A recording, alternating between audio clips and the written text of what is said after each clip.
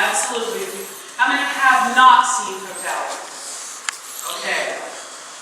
We're going to tell you this, you're not going to listen, you're not going to believe us, but you will not be ready. Nothing you can do will really make you ready.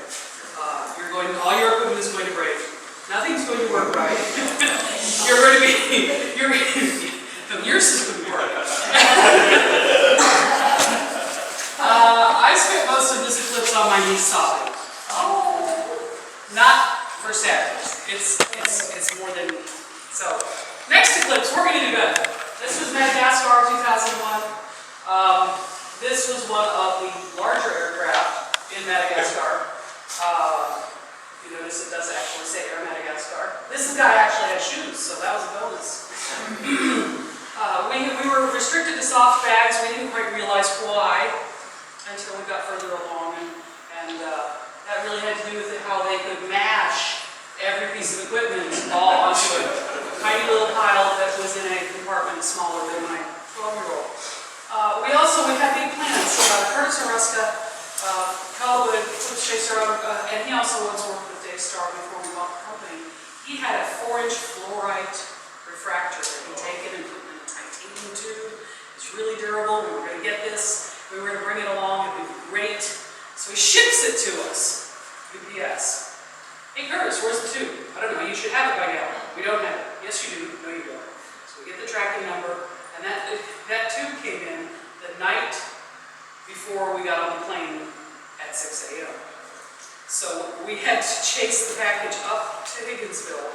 I think there was some drug dealer brick building back alley meetup location with the UPS team that hadn't really opened a branch yet. So we got the piece of equipment, got out there.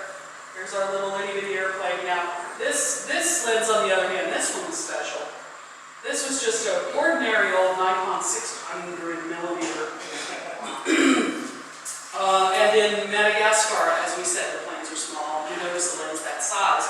This is actually the lens that helped me understand how to drive an official.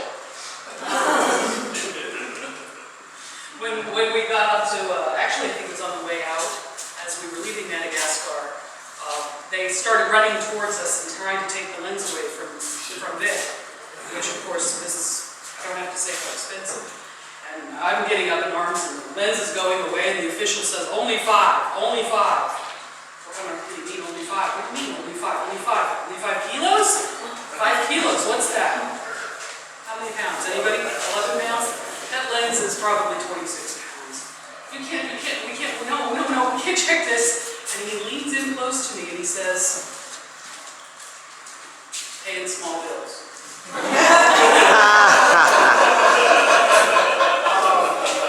So I had one of these little money belts here, and I quickly rifled out a $20 bill and just kind of gently held it out in front of me. He pocketed it really fast. Oh, Vic, we're leaving. He made some tiny little noise, and we whisked away faster than you could believe. My then was Erica. Erica was maybe 14 behind me. Erica, she leans in over my shoulder. She says, Mom, I saw what you did. I said, you're not going to say anything until we're out of the country. So my thinking since then, the language that we've decided to use since then, unfortunately something hasn't come up, would be, isn't there some kind of fee for that exercise? Isn't there some kind of fee? So with aircraft like this, and bags like this, the two didn't mix very well. And on the very first flight from Antananarivo down to the Zinanga Bay, we were missing one person and 4 bags.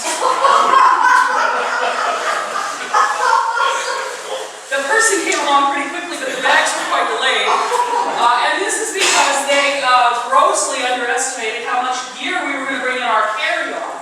So they thought, all right, well, you have a bag, and the bag is this, but you can see that that's not an ordinary little Malagasy carry-on. So pretty soon they started actually literally weighing all of the guests with the carry-on on the scale before we were allowed to board the flight.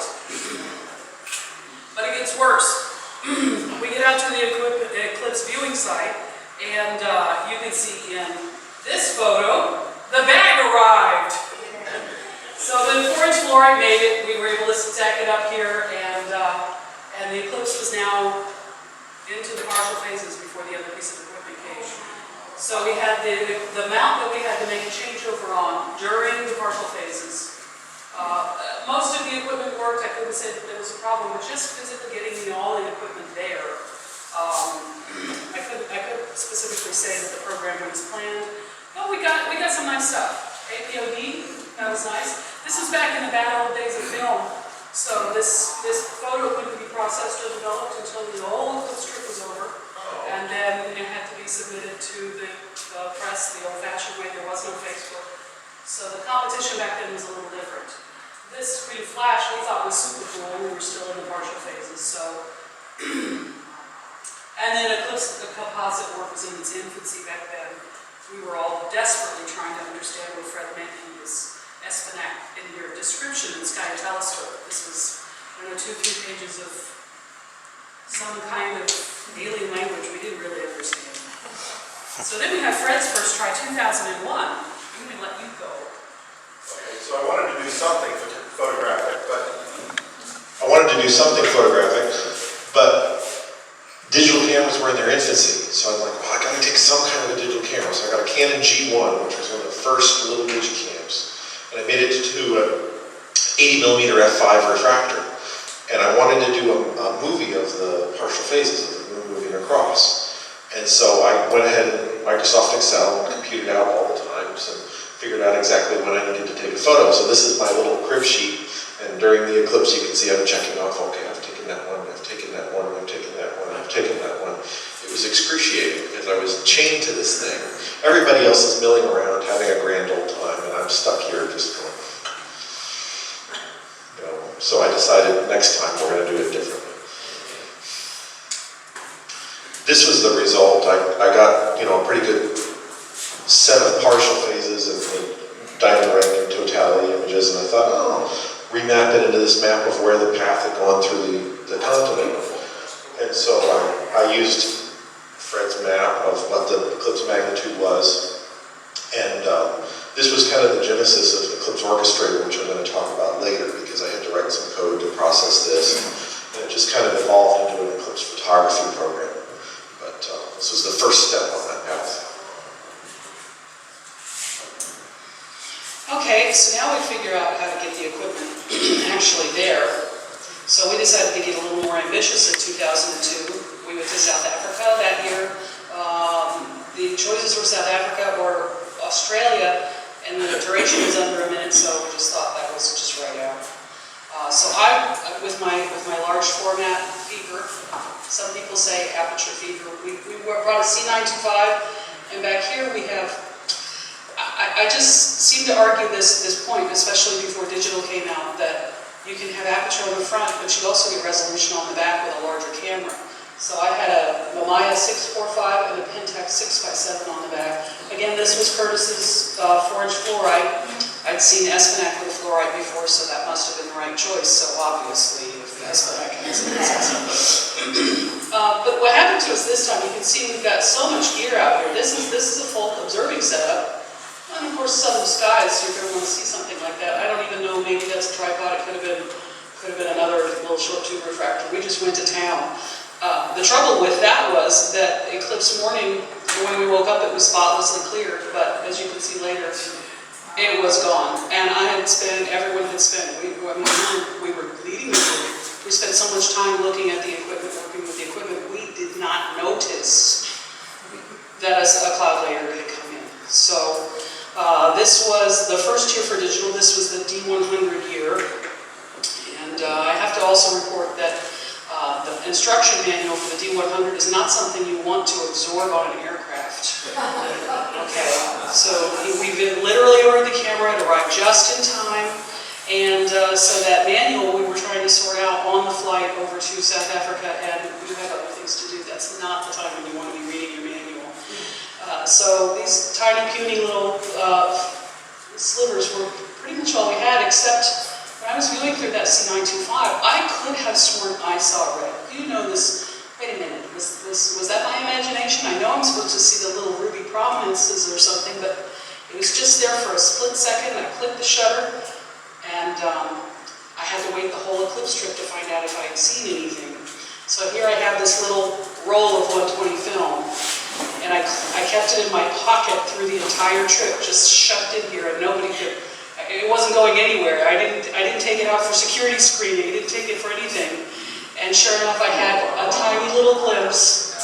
It was not my imagination. So A little bit of corona as well. So some people call that a cloud out, but I have photographic evidence to the otherwise. So now at this point I've decided I'm not going to be sitting at the camera, I'm going to program it to run automated. So this is 2002, I've written the software up in my spare time. And I'll give a talk on the software later today, Eclipse Orchestrator. So what I've got going here is a little laptop, not in the field of view, which is driving this Canon camera. I think that was a D60 back then. And then I have a video camera going just for kind of a high-powered view. And it worked. It worked great. The Eclipse was only about 30 seconds, 28 or something. And in that time I got corona, I got problems, I got Bailey's beads, and did kind of an early Eclipse composite here, the different exposures, and it worked. It worked great. I was happy. It took a lot of preparation, but we got there. And so next time I'm thinking, okay, I'm going to do this different, I'm going to do this different. So this is actually the point at which Fred and I met. At this point, we talked to each other quite a bit, and I was particularly interested in this camera setup that he had. And when he and I met, it was right after Shadow was born. We went to Cape Town and had a few days there because the flight to get to Antarctica really was a challenge. We chartered an Ilyushin 76 cargo plane, and the Russians, they don't market, they don't advertise, they don't care. They're doing what is right. And so we sat in Cape Town for maybe a week. And in the meantime, this was going to be great. We'd have time to get around and know each other. But met Fred over here at the airport, finally saw me, and could tell me about what he had done for the Eclipse.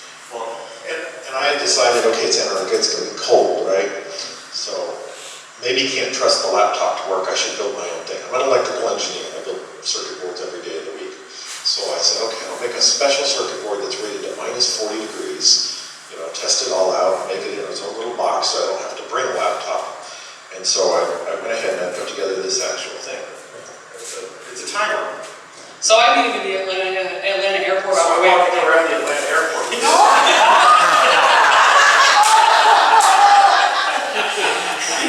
And he comes up and he says, "Look what I built, Chad." Oh, cool, you built a bomb. It had not crossed his innocent little mind until I said those words, and I thought he was going to swallow his own chin. So we had quite a ride to get down to it. Nobody noticed, they didn't care. Nobody cared. And they were too busy sticking fingers in cameras. So we've had more trouble with TSA film touching cameras. For some reason, they really like taking them apart and sticking their fingers inside of them. That's their favorite. So in Antarctica, there was just this rush, this flurry, this uncertainty. We're going to get there. We had to have the skies clear enough, because when you fly that aircraft down to an ice runway, this is polished with a Zambuto, by the way. They flew down there, and they just polished it up and landed the aircraft on it. But there's no fuel there, there's no support there, there's no tower there. They have to pretty much fly a circle around the runway and say, "Yep, it's good to land." Important tip, if you're going to have a group of people, do not make all the bags look alike. I would say that this probably added an hour and 45 minutes to our processing time, getting on and off of the airplane and getting things moved around. That was done. Okay, so let's just, if you've got big teams and big people, matchy, no. Just let everybody be independent. And so once we got to the ice runway, we got off the aircraft with our little ladder. We were all happy up and down, joy. And then immediately, 5-10 minutes later, who wants to go out to the Eclipse site? Well, I needed to go out to the Eclipse site because my team on the ground was saying that this didn't look like the GPS coordinates that I picked. So this can't be right. I'm looking my notes, I have the scribbling that I made right after I put new batteries in the GPS because it died on the site inspection. So as it turns out, if your GPS dies, while you have a number up and you put new batteries in, it gives the new location, not the old location. My father, who used to work in the Army, said that this was a problem because guys in Afghanistan would get themselves blown up in airstrikes that they were calling in because the batteries died. Either way, we hop in this thing, I would describe it, what is it, a passenger bulldozer? Yeah. So we all had these giant, big, puffy coats on, and we all said, I want in the passenger bulldozer. This is exciting. This is going to be great. So we had Big Winter, we had David and Wendy Levy, we had Fred Bruenjes here, this is Bob Shambora, we had a couple of Japanese folks, and then we had our leader, and we all smashed in, and we got out to the Eclipse site, and sure enough, it's not the right location. And this is a problem, because on this particular eclipse, totality occurred at local midnight at the South Pole, so it was coming over the southern horizon, South Pole, nighttime, or sun was up. It was very, very strange. But there was a little hill that it was going to run into. We were in the point where we actually had to consider atmospheric refraction of the sun.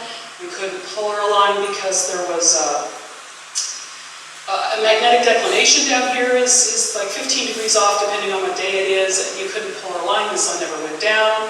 So we get here and it's abundantly clear the sun is going to go behind a hill. And now we're flustered. Fred, team members are running off, it's going into Everybody's chaos. setting up their tripods in a bad spot. And it's chaos. My site is out of control, I don't know what to do. And Fred Bruenjes here, he says, well, let's go that way. And I can't get my laptop to fire up, everything's frozen. Like, frozen. I can't, 20 minutes later, I still haven't gotten anything. I even tried to stand in that funny little, what was that little, they took a little building, Kwanzaa hut, and they slid it out on sleds, and that didn't help. And so he says, well, let's go back there. Well, prove it to me. And his answer was, over here there's shadows, but back there they're not. That's proof to me. Onward we march. So we marched back away from the hill because the apparent size of the hill would get smaller as you get further away. And it was working, it was good. The sun was getting a little higher, but trudging across. You'd think this is little tufts of snow, but what do they call this type of bus? This was crystals off of some kind of movie set. It looked like styrofoam as you were walking across. It was really difficult. Now we're dragging our gear on a death march across Antarctica. Vic tried to have a heart attack. We'd left the pills behind. I couldn't raise anybody. So when we get to this point, we're completely exhausted. We're sideways. You don't know which way the sun is going. I think at that point it was in retrograde. Yeah, and it was moving like that. It was moving from west to east on the southern horizon like a bowling ball rolling along. So we said, oh, time's up. We have to set up. Here's me. I have the trusty C5, and I brought of course, my large format 645, and I had just a plain old ordinary Pentax with a fisheye lens. Now, as I'm viewing through my C5 here, it doesn't want to click. It just doesn't want to click. I push the button, and the shutter won't go. And so there's just something I tried over and over, and I'm getting more and more frustrated. This is in the midst of equipment failing all up and down the line. Everybody's having trouble. I was keeping batteries inside my jacket to keep them warm, and so you would swap a battery out, use it for 10 minutes, and then trade batteries, and use the body heat to keep the batteries going. And so amongst all of this, we're hearing this anguish all up and down the line. It's, oh, my camera died, oh, my this and that. And of course, I was the ambitious one. I brought a Meade LXD55 electronic go-to mount to the side. That was dumb. So the LCDs don't work in the cold. So, are you going to do your 2-star align and you can't read the controller? You're bummed. So I had a giant boat anchor. Well, there was also another problem you can consider, which is that we were over 70 degrees south. So your altitude adjustment only goes, what, 35? So that was out. Minus 20? Yeah. reason that the ice has these striations in it was because the wind would come down with nothing to break it, and it would carve it almost like water was carving rocks. They said that this part of Antarctica is a desert, and it's so dry they burn the snow for firewood. So I'm trying to make my Pentax work over here because I've just about given up on the Mamiya. I can't do anything with this. And about that time, Rick calls my name as I'm trying to dial something, and the back popped off. So now I've got a Pentax film. It's almost, what, 3.5 by 5. It's enormous. And now I've got it like hanging out the back of my camera, flying around, the wind's blowing. And let's not forget that in retrograde, this eclipse is moving at almost twice the speed. I'm sure Fred is going to correct us on this, but it seemed like it. So at this point now, all of the attention is into your hands, trying to get your equipment to work, and meanwhile missing the spectacle of the sun moving backwards at midnight over the South Pole. Okay, we have guys there who were going to look for aurora. We had guys there who were going to look for shadow bands, and we're busy futzing with broken cameras. So I thought, wait, I think I have duct tape. So I went back to the bag, and sure enough, I found a little stretch of duct tape, and I duct taped the back. This is me duct taping the back of the Pentax shut. So that way, at least I can get a couple. Oh, this here's David and Windoodles Levy. They brought their Questar down to Antarctica. So what I ended up doing is the mount was just immobile, so I had to make it into a push tube mount. And then this guy was kind of working, so he was doing the exposure sequences, but with all the displays on everything that's going out, I don't know if it was working or not. I'm just, it's too cold to tell what you're getting. And so, mashing buttons and doing anything, just kind of panicky, get the shutter open at least for a little bit so it gets something, please. We have video footage of Vic loading up. We wanted to take a selfie with him and his buddy Bob Chambora, and after we were finished, we couldn't find this selfie. We couldn't find it anywhere until we reviewed the video footage of Vic loading the camera. He went to load the camera, he opened the back of the camera, somebody said something. He closed the back of the camera, and we took the selfie with an empty camera. It's so much flurry and being flustered and overwhelmed, and the time you cannot pause. So this is my shot with the Pentax. This is the bulldozer and the little hut they dragged out on the ice. And these are all the other eclipse chasers, so we've backed way up from them to try to get that hill small and see the hill. So this one I actually got 5 pictures as the shadow rolled across here. So first he was way off to the left side, and then he kind of rolled this way. And if anybody was to ask me what my favorite eclipse was, it was definitely this eclipse. You see this little mountain over here, that was what we were stuck behind earlier. So the sun has literally, it just was rolled to the left like a bowling ball, and the moon rolled over it equally. And because my C5 and my Mamiya just wouldn't click, that meant that with the top viewer, I was left with a C5 and an eyepiece, basically. And because I couldn't photograph, I had probably the best view of an eclipse that I've ever had, because I was then just looking. On a side note, after we came back from Antarctica to Cape Town, I'm really very frustrated. I want to kick this camera into the ocean. I'm trying to figure out, I take it out of its box. Why won't it work? Why won't this thing work? I roll it over, look it around, take off the safety lock.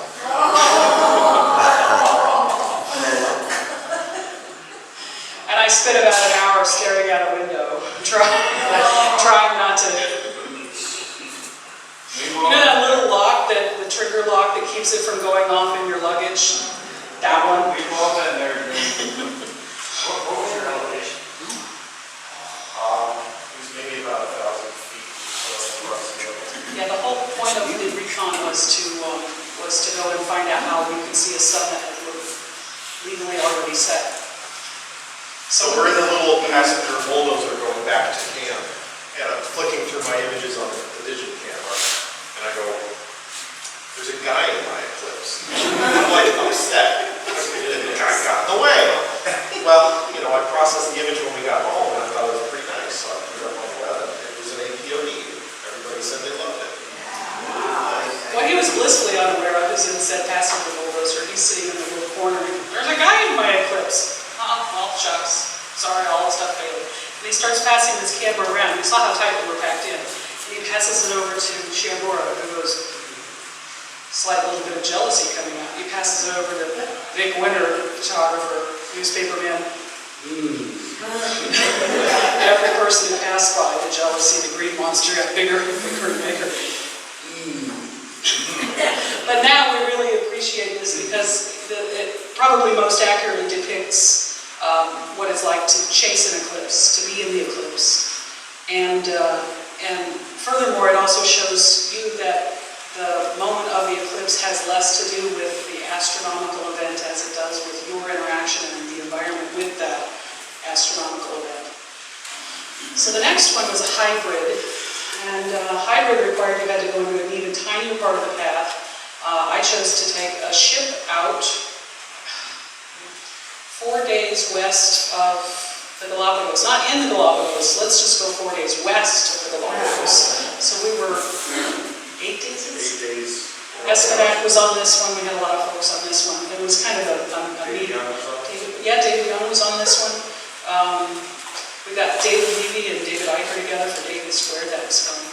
But we didn't realize until we left the Galapagos and we figured out that the stabilizers weren't working at all.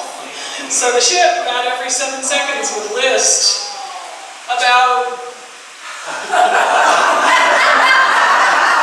15 degrees. I measured 30 degrees. When does it go by? The most exercise you got was trying to stay in the bed. You would awake to the sound of a TV crashing off the It had a bolt on the wall, it didn't do any good. When you'd open the galley door to the kitchen, had a foot of water standing in it. You know, you literally ate your food with one hand on the rest of the food to hold it down. So, viewing the eclipse was going to be sporting. And in trying to arrive to the ship, you know, again with the luggage, I thought, you know, this Altas mount, the Dobsonian mount would be great because I could be more flexible with this. I brought the dog, and anybody who knows Seamaster knows these are not stock poles. We go from Miami down to Quito. So we get down to Ecuador and find that a bag is missing. It's no real big deal, it's just the one that has the poles for the dog. So I had a pile of parts.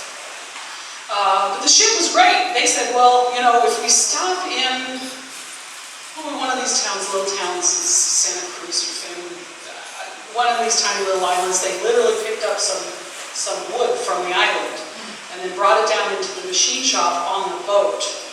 Because the engineer, he was so excited, he was going to help. This is going to be great. The local just got into it. But here, Those were broomsticks. No, that was mahogany. That was mahogany. And so we told him about what size it was, and he went down to the machine shop and made 6 mahogany poles for the scope. And the day before, we had a dry run where everybody brought their equipment out. This was going to be great. I remember David Young was up here, and so practice moving my equipment, and it seemed pretty smooth. I was going to put the 645 here. You can see there's me ready to go, and in theory, it was all ready to go. It sounded great. And you brought what? I brought the Canon with the 100-400 lens and the Eclipse orchestrator running on the laptop because the bomb was not ever getting used again. And then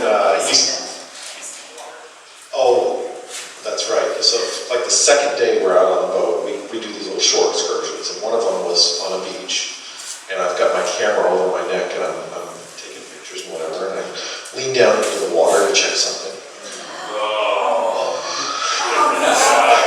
Yeah, brand new $4,500 Canon 1D camera, and this is the beginning of the trip, and so it was toast. It was saltwater damage. I had to send it into Canon. They had to replace all the circuit boards. It was like an $800 repair bill. Luckily, the insurance paid it, but that didn't get me a